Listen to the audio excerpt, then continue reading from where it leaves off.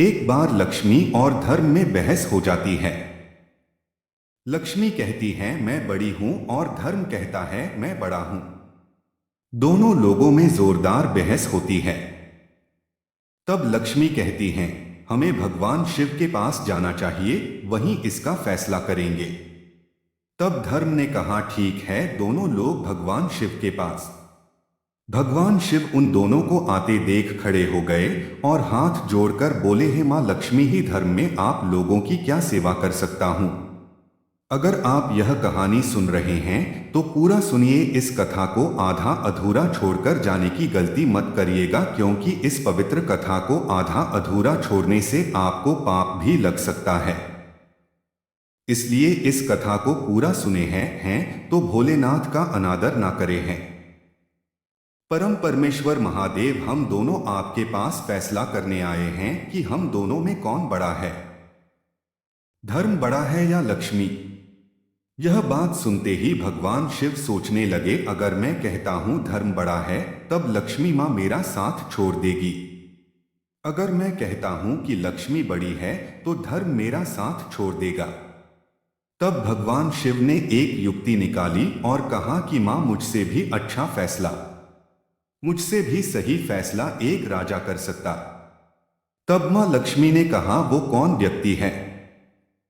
तब भगवान शिव ने कहा पृथ्वी लोक पर ही एक राजा है, विक्रमादित्य, आप उसके पास जाइए। वह राजा बहुत ही धर्म पर आए और बहुत ही दयालु और बहुत ही उपकारी है। वह आपके इस फैसले का निर्णय करेगा कि आप दोनों में से कौन बड़ा है। यह बात सुनते ही मां लक्ष्मी कहती है ठीक है, हम उन्हीं के पास जाते हैं।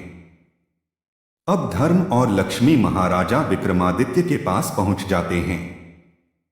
जब महाराजा विक्रमादित्य मां लक्ष्मी और धर्म को अपने सामने देखते हैं तो हाथ जोड़कर उन्हें सिंहासन पर बैठ आते हैं और कहते हैं कहिए आप लोग की मैं क्या सेवा कर सकता हूं कि राजन, मैं और धर्म आपके पास आए हैं। मैं आपके पास आए एक फैसला करना।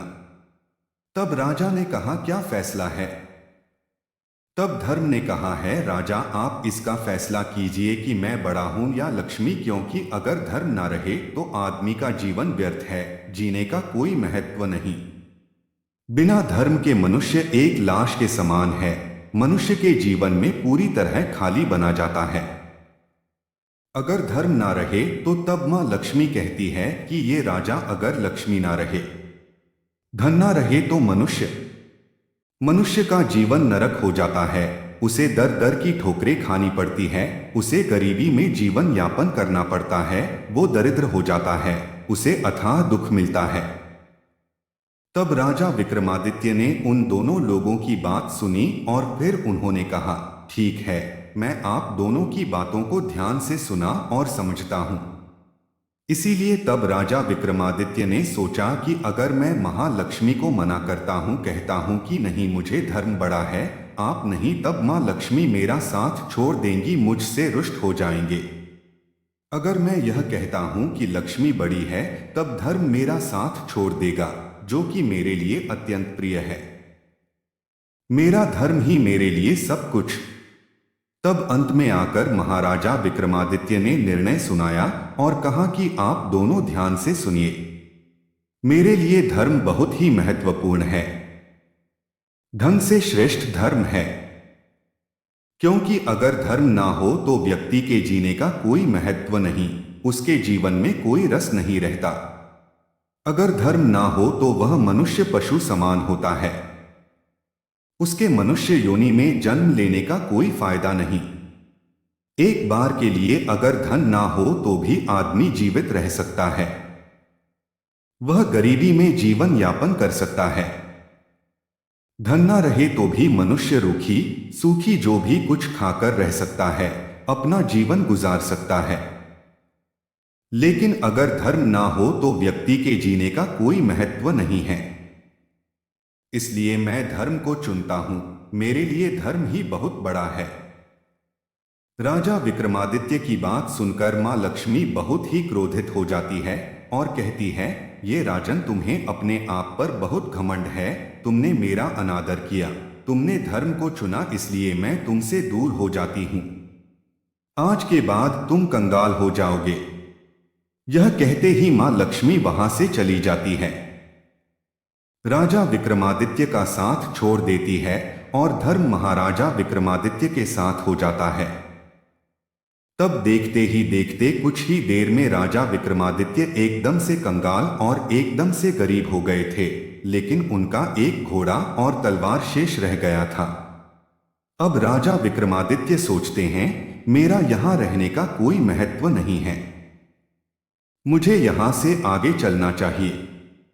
विक्रमादित्य घोड़े पर सवार होते हैं और तलवार लेकर आधे निकल जाते हैं।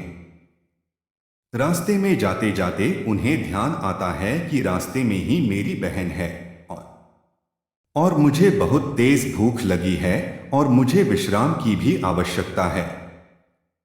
इसलिए उन्होंने सोचा कि मैं अपने बहन के पास रुककर कुछ खा पी लूं और विश्राम कर लूं, फिर आगे का सफर तय करूंगा। जब राजा विक्रमादित्य अपनी बहन के महल के पास पहुंचते हैं, तब उस महल के पहरेदार और सैनिक विक्रमादित्य के बहन के पास जाते हैं और कहते हैं कि आपका भाई आपसे मिलने आ रहा है। उस बहन ने पूछा कि मेरा भाई किस हालत में आ रहा है।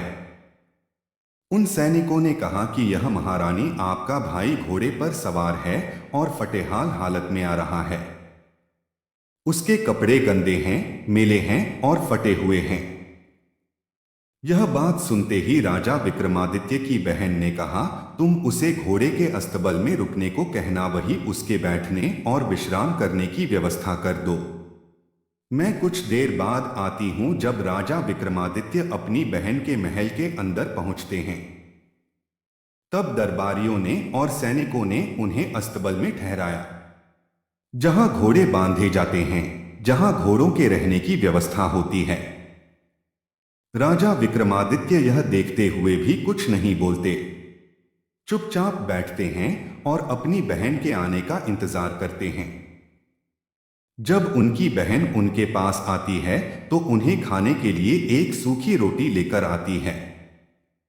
यह देखते ही महाराजा विक्रमादित्य की आंखों में आंसू आ जाते हैं, लेकिन तो भी वो कुछ नहीं कहते हैं। बहन, तुम रोटी तो ले आई हो, लेकिन पानी ले आओ, मुझे प्यास लगी है। अब विक्रमादित्य की बहन पानी लाने के लिए जाती है और वो राजा उस रोटी को जमीन के अंदर गड्ढा खोदकर उसमें डाल देता है और कहता है, हे धरती माँ, इसे सही सलामत इसी प्रकार रखिएगा। मैं फिर से एक बार आऊंगा और आपसे इस रोटी की मांग करूंगा तो आप मुझे दे दीजिएगा। धरती माँ ने उसे अपने अंदर समाहित कर लिया। फिर क्या था, राजा विक्रमादित्य किसी से बिना बताए चुपचाप वहां से निकल जाते हैं और आदि का सफर तय करते हैं। रास्ते में चलते चलते उनके मित्र का घर आता है तो वो सोचते हैं कि ये मेरा बहुत ही प्रिय और बहुत ही घनिष्ठ मित्र है, मैं इसके पास जाता हूं, इसके पास कुछ भोजन करके विश्राम कर लूंगा।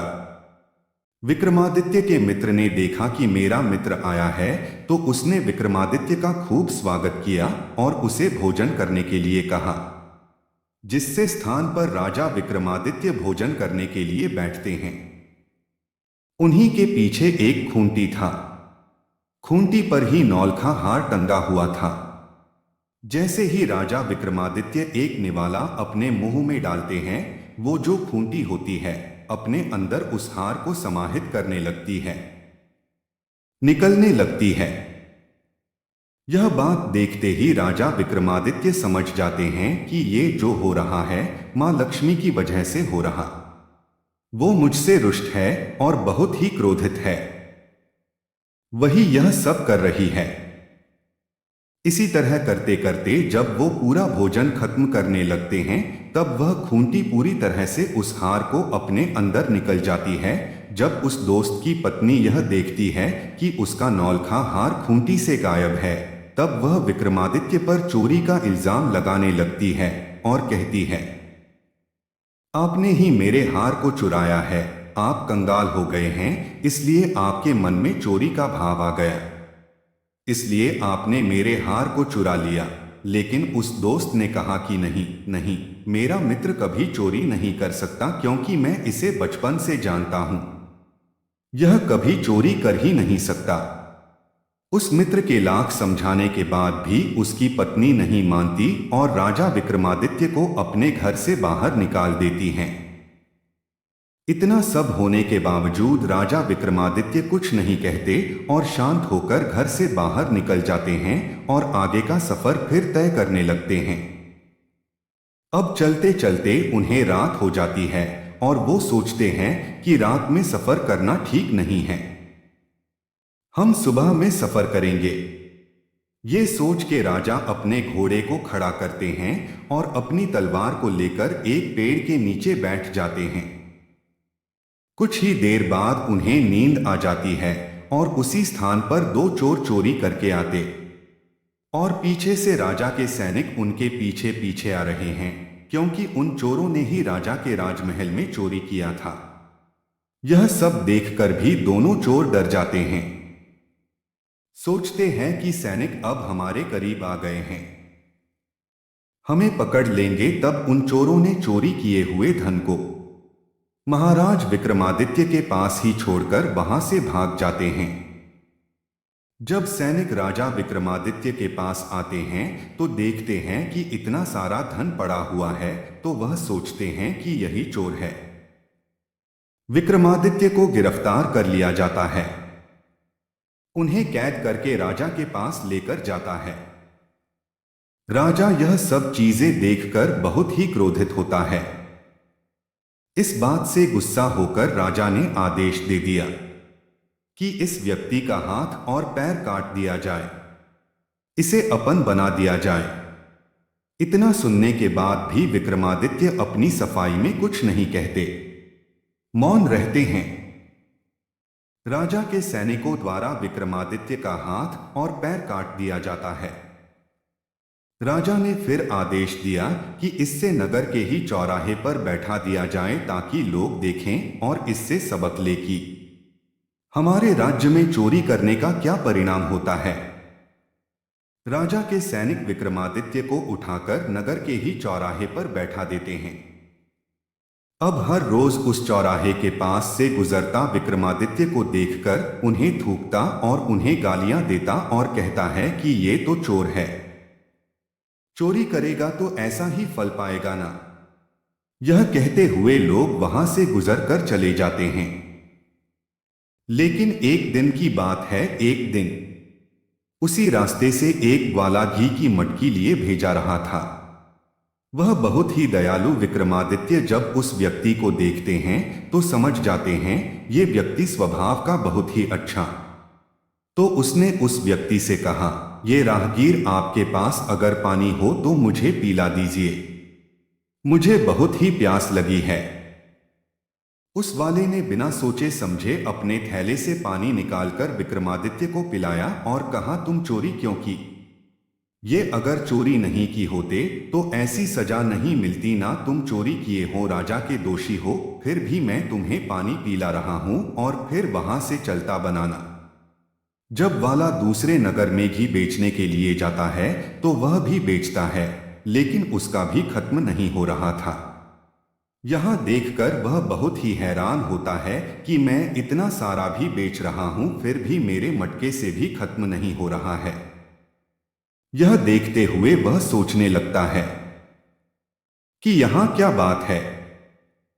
पूरा दिन का कमाई करने के बाद उसके पास अच्छी खासी रकम हो जाती है और वह अपने घर आता है और अपनी पत्नी से कहता है कि आज बहुत ही विचित्र बात हुई।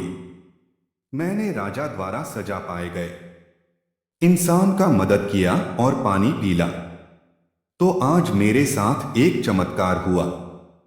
मैं जितना भी घी बेच रहा था उतना ही ज्यादा बढ़ रहा था। मेरे मटके में से घी खत्म ही नहीं हो रहा था। लगता है वह जरूर कोई दिव्य आत्मा है, वह कोई अच्छा पुरुष। तब वाले की पत्नी ने कहा कि हे स्वामी, हमारे पास एक भी औलाद नहीं है, हम औलाद के सुख से वंचित हैं। हम लोग इतने बूढ़े हो गए हैं। आप ऐसा करिए कि उस व्यक्ति को हमारे घर लेते आइए। हम उसे अपना बेटा समझकर, बेटा मानकर उसके साथ जीवन यापन करेंगे। तब वाले ने कहा, तुम्हारी बात तो ठीक है, लेकिन इसके लिए हमें राजा से इजाजत लेनी होगी, उनकी अनुमति लेनी होगी। उसकी पत्नी ने कहा, वह बेचारा हाथ पैर से अपंग है, हम लोग के साथ रहेगा तो उसका भी मन बहला रहेगा और हमें भी अपने पुत्र का होने का अनुभव प्राप्त होगा। तब उस ग्वाले ने अपनी पत्नी की बातों को सुनते हुए राजा के पास जाता है और कहता है, महाराज, आपने जिस अपराधी का हाथ पांव काटकर चौराहे पर बिठा दिया है, मैं उसे गोद लेना चाहता हूं, मैं उसे अपने साथ ले जाना चाहता हूं। तब महाराज ने कहा, वैसे भी वो हमारे किसी काम का नहीं है, उसके हाथ पांव तो है नहीं और हमारे नगर में बोझ बना हुआ है, तुम ले जा सकते हो, हमें कोई आपत्ति नहीं है। ये सुनते ही ग्वाला भागा भागा जाता है और राजा विक्रमादित्य को अपने नौकर चाकरों की सहायता से अपने घर को लाता है और उन्हें नहला धुलाकर स्वच्छ वस्त्र पहनता है और भोजन कराता है और कहता है, आज से तुम मेरे पुत्र रहोगे। हमारा कोई संतान नहीं है, हम बूढ़े हो चुके हैं, कम से कम बुढ़ापे में ही हमें संतान का सुख मिलेगा, इसलिए मैं तुम्हें अपने पास लाया हूं। क्या तुम्हें मेरा बेटा बनना स्वीकार है? राजा विक्रमादित्य ने कहा, हां, मुझे आपका पुत्र बनना स्वीकार है। राजा विक्रमादित्य उस वाले के पास उसके लड़के के रूप में रहने लगते हैं। उसी नगर के राजा की जो पुत्री थी, वह बहुत विदुषी और बहुत ही दूरदर्शी थी। वह जब भी गाया करती थी, दीपक जल जाया करते थे, इसलिए हर शाम को वह गाना गाती, गीत गाती तो पूरे नगर में दीप जल जाते हैं और रात्रि हो जाती है। जब सबके सोने का समय होता तो वह राजकुमारी गीत गाकर सारे दियों को फिर से बुझा दिया करती, लेकिन यह सब चीजें राजा विक्रमादित्य देख रहे थे। उन्होंने भी दीपक राग गाकर कुंडियों को फिर से जला दिया। ये सारी चीजें जब राजकुमारी देखती है तो वह समझ जाती है, दीपक को जलाने वाला और कोई नहीं, राजा विक्रमादित्य ही हो सकते इस नगर में है। यह सोचकर वह राजकुमारी बहुत ही प्रसन्न होती है। इसी तरह कुछ दिन बीतते हैं तो राजा अपने पुत्री का स्वयंवर, दूर दूर से राजा महाराजा राजा के पास आए होते हैं स्वयंवर के लिए, और उसी समय राजा ने उस वाले को आदेश दिया था कि हमें 100 घड़े की चाहिए, तुम इसका व्यवस्था करो। अब वाला बहुत ही धर्म संकट में पड़ता है कि राजकुमारी का स्वयंवर है, घी के दीपक जलाने हैं, घी का पकवान बनना है, 100 घेरेगी चाहिए, मैं कहां से इतने घी का इंतजाम करूंगा। तब राजा विक्रमादित्य कहते हैं, ये पिताश्री, आप परेशान मत होइए, यह सब मुझ पर छोड़ दीजिए, मैगी का इंतजाम कर दूंगा। उस ग्वाले ने कहा है, पुत्र, तुम्हारे पास हाथ पांव नहीं है, तुम कैसे घी का व्यवस्था करोगे? कहां जाओगे, कहां से लाओगे? विक्रमादित्य ने कहा, पिता पिताश्री, मैंने कहा ना, आप मेरे ऊपर छोड़ दीजिए, आप निश्चिंत हो जाएं, कल राजकुमारी के स्वयंवर में मैं भी जाना चाहता हूं। जब घी का इंतजाम हो जाएगा तब कल जाते वक्त आप मुझे लेकर चलेगा। राजा विक्रमादित्य ने कहा, ये पिताश्री, आप महाराज से कह दीजिए कि वो 100 गाड़ी भिजवा दें, घी का इंतजाम हो जाएगा। राजा के महल से उसका नौकर 100 घड़े लेकर आते हैं और विक्रमादित्य को दे देते हैं। जब रात्रि का समय होता है तब विक्रमादित्य अपने तापोबाल और शक्ति से उन मटकों में एक ही भर देते हैं। जब सुबह होता है, देखता है कि इतना सारा की तो बहुत प्रसन्न होता है। तब वह जान जाता है, यह मेरा पुत्र बहुत ही दिव्य है। ज्वाला खुशी खुशी 100 घरों की को राजा के पास भिजवा दिया। अब वह राजकुमारी के स्वयंवर में जाने के लिए तैयार होने लगता है और अपने पुत्र को भी तैयार करता है। राजा विक्रमादित्य को नहलाता दिलाता है और स्वच्छ और सुंदर वस्त्र पहनता है और अपने साथ और अपने नौकर चाकरों की सहायता से विक्रमादित्य को अपने साथ ले जाता है। उस राज दरबार में दूर दूर से राजकुमार राजा महाराजा आए हुए थे। सब सिंहासन पर आसीन थे, लेकिन जो राजा विक्रमादित्य थे किसी एक कोने में बैठे हुए थे। जब स्वयंवर का समय आता है तब राजकुमारी उस महल में पधारती है, हाथ में जयमाला लिए हुए राजा विक्रमादित्य का तलाश करने लगती है और सोचने लगती है, मैं विवाह करूंगी तो उन्हीं से करूंगी। मैंने उनका गाना सुना, वह इसी नगर में है। अगर इसी नगर वह इसी नगर में है अगर इसी नगर में है तो वह स्वयंवर में जरूर आए होंगे। यह सोचते हुए राजकुमारी उनका तलाश करने लगती, लेकिन उन्हें राजा विक्रमादित्य कहीं नहीं दिखते। फिर उनकी नजर कोने में पड़े एक व्यक्ति के पास जाती है। उस व्यक्ति के चेहरे और शरीर से अलग ही आभार प्रकट हो रही थी। यह देखते हुए वहां राजकुमारी समझ जाती है कि हो ना हो यही है राजा विक्रमादित्य, और बिना कुछ सोचे समझे राजकुमारी जयमाला लेकर आगे बढ़ती है और विक्रमादित्य के गले में पहना देती है। उन्हें अपने वर्ग के रूप में चुन लेती है। उस दरबार में आए हुए राजा महाराजा देखते हैं तो क्रोधित हो जाते हैं और महाराज से कहते हैं, महाराज आपने हमारा अपमान किया। अगर आपको पता ही था कि आपकी पुत्री एक अपंग एक अपाहिज से शादी करने वाली हैं, उससे विवाह करने वाली हैं, तो आप हमें यहां पर क्यों बुलाए और आपने हमारा अपमान किया। यहां बुलाकर तब राजा ने कहा, दूर दराज से आए हुए सभी राजाओं राजकुमारों से विनती किया और हाथ जोड़कर कहा, हमें माफ करिए, मुझसे गलती हो गई। अब क्या किया जा सकता है। ये नियम है कि कन्या ने जिसके गले में वरमाला डाला है विवाह तो उसी से होगा। इसके लिए मैं आप लोगों से क्षमा चाहता हूं। आगे पीछे हार मानकर राजकुमारी का विवाह राजा को विक्रमादित्य से ही करना पड़ता है और उसी के साथ उसके ससुराल को विदा करना पड़ता है। अब राजा विक्रमादित्य अपने नववधु को लेकर उस वाले के घर चले आते हैं और रहने लगते ही एक दिन राजा विक्रमादित्य अपनी पत्नी से कहते हैं, ये प्रिय, मुझे हिरण का मांस खाने का इच्छा हुआ है।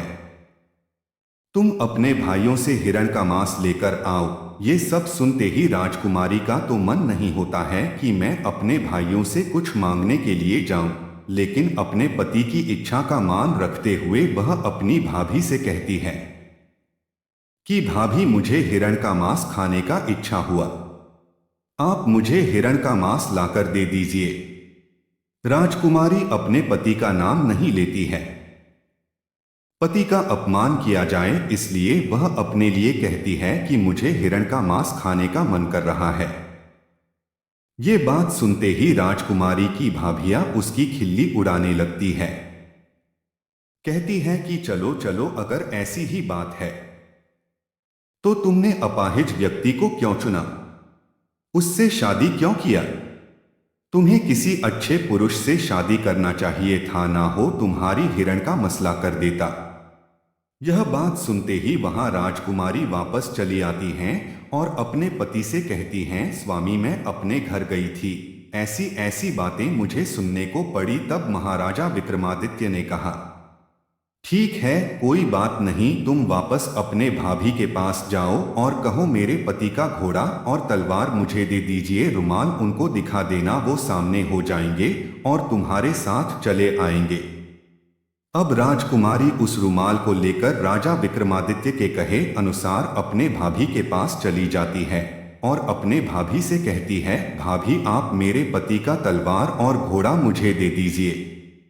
तब उस राजकुमारी की भाभियां सोचती है कि वैसे भी उस तलवार और घोड़े ने आतंक मचाया हुआ जीना मुश्किल कर रखा है, इससे अच्छा है इस राजकुमारी को ही दे दूं, काट मर जाएगी।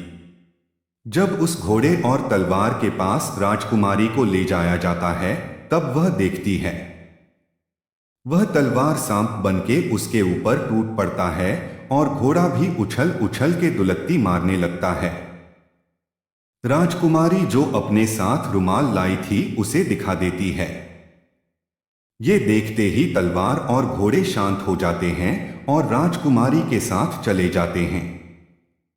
घर आने के बाद विक्रमादित्य ने कहा कि मुझे इस घोड़े पर बैठा दिया जाए, मैं खुद शिकार करने जाऊंगा। तुम्हें कैसी बातें कर रहे हो?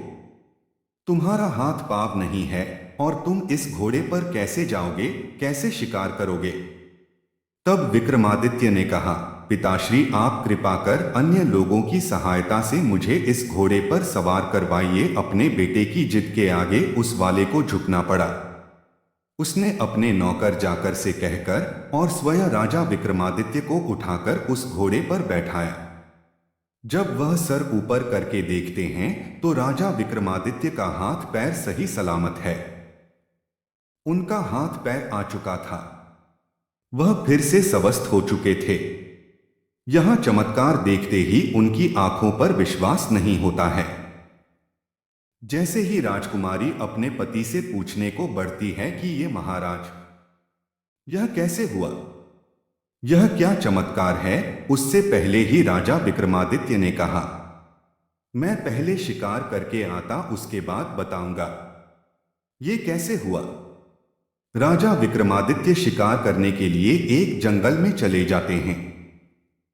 कई शिकार करने के बाद उन शिकार का काम और पूंछ काट लेते हैं और उन्हें वहीं पर छोड़कर वापस चले आते हैं। और उसी जंगल में उसी दिन राजकुमारी के भाई भी शिकार करने के लिए गए थे। जब वे देखते हैं कि क्या कराया शिकार भरा ताजा ताजा शिकार हैं तो उनका मन मचल जाता है। वे बहुत ही प्रसन्न होते हैं। बिना शिकार किए वे उस शिकार को उठा लेते हैं और आगे बढ़ जाते हैं। जब राजा विक्रमादित्य शिकार करके अपने घर वापस आते हैं तो अपनी पत्नी को मेरा हाथ पैर कैसे वापस आ गया, कैसे मैं ठीक हो गया? उन्होंने कहा, मेरा घोड़ा और तलवार मेरा धर्म है, इन्हीं की वजह से मेरे हाथ पैर वापस सही हो गए और मेरा नाम विक्रमादित्य है। मैं एक राजा ये बात सुनते ही वो वाला राजा विक्रमादित्य के पैर में गिर पड़ा और कहने लगा, मुझे माफ करिएगा, मुझसे जो भी गलती हुई मुझे माफ कर दीजिए। तब राजा विक्रमादित्य ने कहा, आपकी इसमें कोई गलती नहीं है। आपने तो मेरे शकों उनसे भी अच्छा व्यवहार मेरे साथ किया, मुझे अपना पुत्र बना के रखा। उसके बाद राजा विक्रमादित्य ने अपनी पत्नी को कहा, तुम एक बार फिर से अपने भाभियों के पास जाओ और कहो कि मेरे भाइयों द्वारा जो शिकार करके लाया गया है मुझे उसे देखना है। और जब आपकी भाभियां उस शिकार को दिखाए इस थैले में जो मैं तुम्हें चीज दे रहा हूं उसे वहां पर पलट देना और मेरे बारे में बताना। यह कहते ही वह राजकुमारी अपनी भाभी के पास चली जाती है और कहती है, भाभी आज भैया ने शिकार करके लाया है, मैं उसे देखना चाहती हूं। नहीं, क्या बड़ी बात है, तेरा पति तो शिकार कर नहीं सकता, तू मेरे पति द्वारा किया गया शिकारी देख के ललचा लो। उस राजकुमारी की भाभी नहीं, वह सारा शिकार राजकुमारी को दिखा दिया। राजकुमारी ने कहा, भाभी यह शिकार तो है लेकिन इसकी पूंछ और कान कहाँ है? तब भाभिया बोली कि मुझे क्या पता कहाँ है।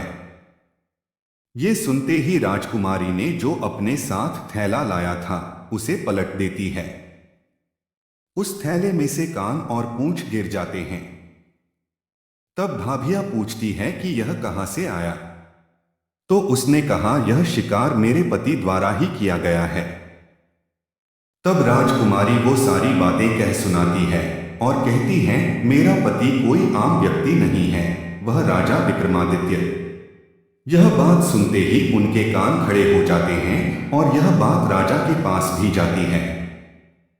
राजा दौड़े दौड़े अपने बेटे के पास आते हैं और कहते हैं, उतनी मुझे माफ कर दो, मुझसे गलती हो गई, हम अपने दामाद को राजमहल में बुलाना चाहते हैं। विक्रमादित्य राजा के पास गए। राजा ने उन्हें साक्षात प्रणाम किया और कहा है, महाराज मुझसे गलती हो गई। आप इतने धर्मात्मा व्यक्ति और मैंने आपका हाथ पांव कटवा दिया, लेकिन फिर भी मुझे क्षमा कर दीजिए। तब राजा विक्रमादित्य ने कहा, आप लोग की कोई गलती नहीं है। ये जो कुछ भी हुआ है मां लक्ष्मी की वजह से हुआ है। उन्हीं के रुष्ट होने की वजह से आप लोग की मति मारी गई थी, इसी वजह से ये सब हुआ। इसमें आपका कोई दोष नहीं है। आप फिर क्या था। राजा ने अपने दामाद का बहुत सेवा सत्कार किया और अपनी बेटी दामाद को अपने साथ ही कुछ दिन महल में रखा। उसके बाद राजा विक्रमादित्य ने कहा, मुझे अपने नगर जाने की इच्छा हो रही है। मैं अपने नगर जाना चाहता। तब राजा ने खूब सारा धन लाभ लश्कर देकर अपनी बेटी को अपने दामाद के साथ विदा किया। रास्ते में आते समय राजा विक्रमादित्य को अपने मित्र का घर मिलता है और वे अपने मित्र के घर जाते हैं।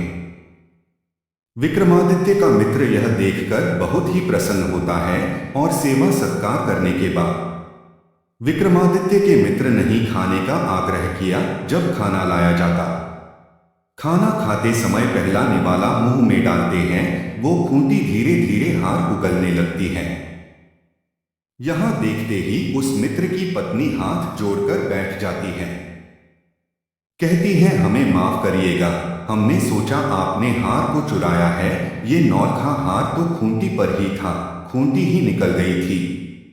मुझे माफ करिए, मैंने आपको चोर कहा अपने घर से निकाल दिया। तब विक्रमादित्य ने कहा, इसमें आपकी भी कोई गलती नहीं है। ये जो कुछ हुआ मतिभ्रम के कारण हुआ। मां लक्ष्मी मुझसे रूठ थी, इसीलिए हुआ है। और अपने मित्र को क्षमा करते हुए राजा विक्रमादित्य वहां से विदा लेते हैं। जब वह आगे बढ़ते हैं तो उनकी बहन का ससुराल आता है। तब वह अपनी बहन के ससुराल जाने की इच्छा करते हैं। राजा विक्रमादित्य को दूर से ही आते हुए सैनिक देख लेते हैं और उनकी बहन पास जाते हैं। कहते हैं, आपका भाई आपसे मिलने आ रहा है। तब उनकी बहन कहती है कि मेरा भाई किस हाल में आ रहा है। तब वह सैनिक कहते हैं कि आपका भाई लाभ लश्कर के साथ सजा धजा घोड़े पर बैठकर अपनी पत्नी को लेकर आ रहा। तब उस रानी ने कहा, मेरे भाई का स्वागत किया जाए, उसे राजमहल में ही ठहरने का इंतजाम किया जाए।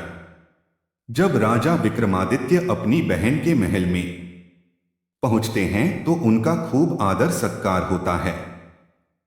उन्हें राजमहल में ठहराया जाता है।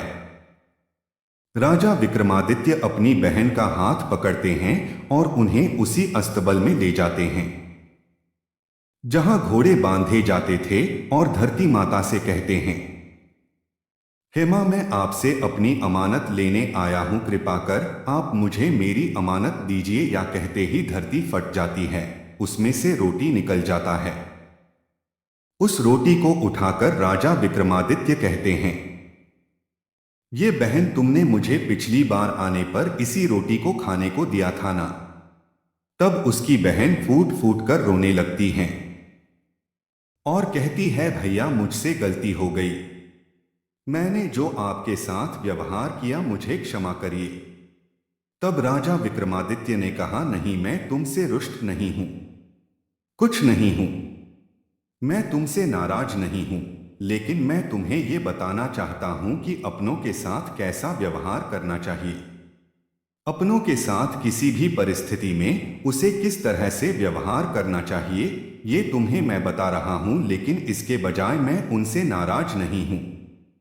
बस तुम्हें यह सीख लेना चाहिए हमें अपनों से व्यवहार कैसा करना चाहिए। यह सब सुनते ही राजा विक्रमादित्य की बहन बहुत ही लज्जित होती है। जब राजा विक्रमादित्य अपने नगर को चले आते हैं तो नगर के मुख्य द्वार पर ही माता लक्ष्मी राजा विक्रमादित्य की प्रतीक्षा कर रही थी। ये विक्रमादित्य, मैंने तुम्हारा खूब परीक्षा लिया, तुम्हें खूब प्रताड़ित किया, लेकिन फिर भी मेरे इस परीक्षा में तुम सफल रहे। मैं मानती हूं कि धर्म सबसे बड़ा है, मुझसे भी बड़ा धर्म है।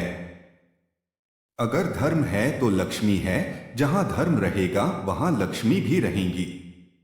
मैं तुम्हें आशीर्वाद देती हूं कि चिरकाल तक, जब तक पृथ्वी रहेंगी तब तक तुम्हें कोई नहीं भूलेगा, तब तक तुम्हें याद किया जाएगा। यहां आशीर्वाद देते ही मां लक्ष्मी वहां से अंतर्ध्यान हो जाती है और राजा का राजमहल, राजपाट वापस आ जाता है और राजा विक्रमादित्य अपने महल में सुख चैन से राज करने लगते हैं। इस वीडियो को बोलते समय कोई त्रुटि हो तो मैं क्षमा चाहता हूं। उम्मीद है आप सभी को यह वीडियो अच्छी लगी होगी। अगर आप शिव के सच्चे भक्त हैं तो चैनल को सब्सक्राइब और वीडियो को लाइक करके कमेंट में हर हर महादेव लिख दीजिए।